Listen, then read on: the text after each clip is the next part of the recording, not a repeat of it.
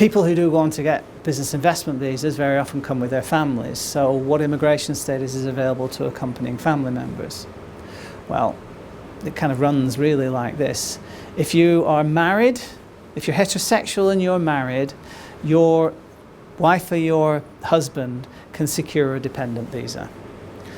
Also, your children can secure dependent visas if they are 18 or under and married, or if they're over 18, they're in full-time education.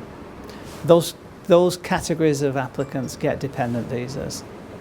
In order to get a dependent visa approved, the sponsor, which will be the business investment visa applicant in this instance, needs to show that he or she can put food on the table of their family and can put a roof over the head of their family. That's ultimately the test for approval. So that's if you're married. And the thing about getting a dependent visa is that it's a great immigration status to have.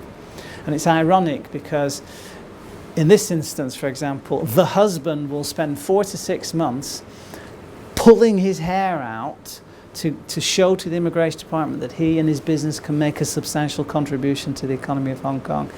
He gets his visa approved, and then his wife gets a dependent visa. But under the visa that he's got, he's limited to doing only that business and nothing more. But the dependent visa that his spouse gets, that really didn't have to do any work for at all, has essentially got carte blanche to engage in any kind of activities in Hong Kong as they're lawful.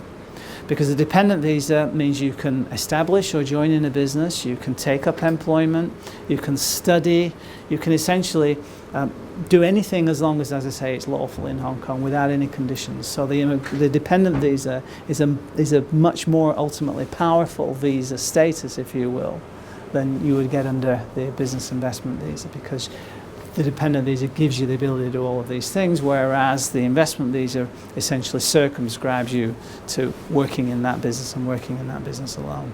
Now, it's not all sort of good news for the dependent visa holder, because one of the conditions associated with the grant of the dependent visa is that the spouse's investment visa needs to be active and current, and whatever limit of stay, what the validity of investment visa that the spouse gets, the investor gets, the spouse will get a dependent visa that lasts for the same amount of time as his. And if the business isn't working and they have to plan to do other things, the dependent visas, and they're not in a position to get extensions to the investment visas because it isn't working, then the dependent visas will also expire at the same time as the investment visa, and therefore the problem still exists for the spouse, because they can't stay in Hong Kong if their partner is not doing the business that they said they were going to do. So that's the dependent visa. What happens if you're not married? Or what happens if you're a same-sex partner and you're married, or you have a civil partnership?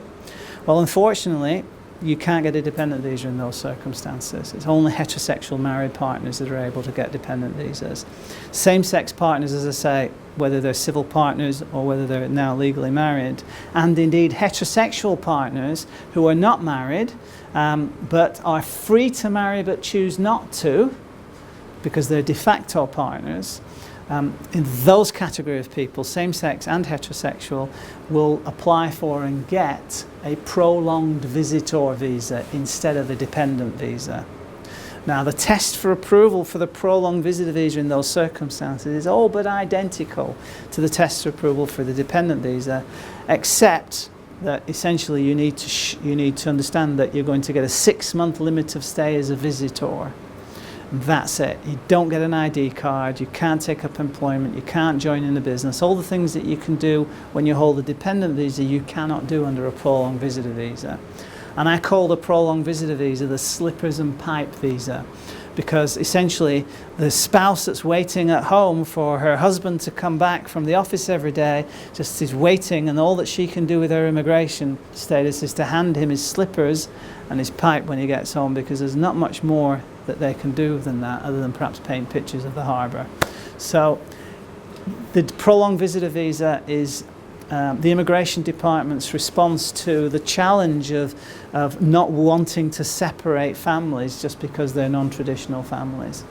But unfortunately, it only lasts for 6 months, and you have to spend a half a day of your life every 6 months down at the immigration department getting the extension that you need so that you can stay for another 6 months. These extensions are granted without issue as long as the relationship subsists and there's proof that the relationship continues to subsist.